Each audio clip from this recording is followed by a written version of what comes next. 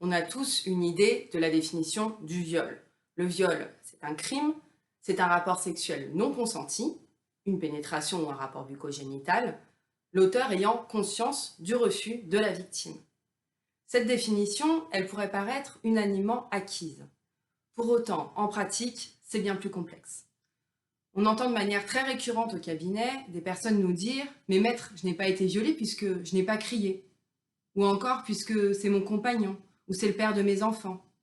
On entend également « Je n'ai pas été violée, je n'ai rien dit, mais je savais que si je refusais, après j'allais être harcelée, j'allais être frappée ». Soyez assurés que le consentement que vous donnez au rapport sexuel au sein du couple, il n'est jamais définitif.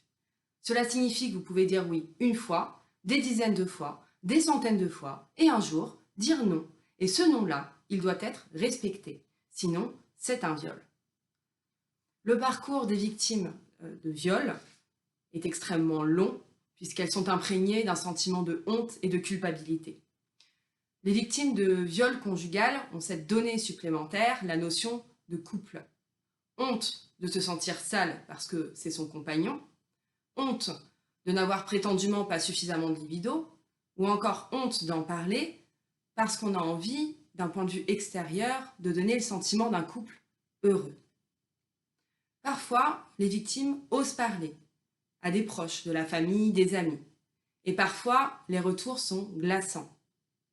Mais tu te rends compte, si tu déposes plainte contre lui, il risque d'aller en prison, tu vas ruiner sa vie, il ne te le pardonnera jamais. Ou encore, tu penses aux enfants, si leur père est incarcéré. Ces réactions, elles sont extrêmement culpabilisantes et elles peuvent avoir pour conséquence de terrer la victime dans le silence.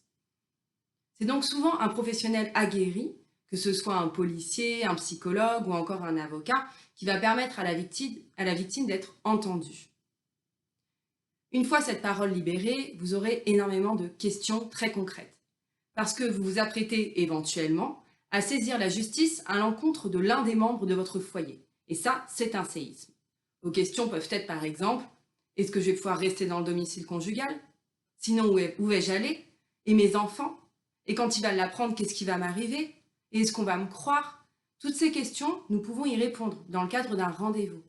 Sachez que vous pouvez prendre rendez-vous avec un avocat simplement pour demander des renseignements. Ça ne vous engage en rien sur une procédure, sur une plainte pénale. Le dépôt de cette plainte, c'est votre choix, il vous appartient et vous êtes évidemment libre d'opérer ce choix. Si vous avez des difficultés de communication, compte tenu d'un contexte familial compliqué, sachez qu'au cabinet, nous avons l'habitude, nous pouvons adapter nos modes de communication à vous, mais également nos horaires pour vous recevoir ou vous entendre. Donc n'hésitez pas, nous sommes là pour vous.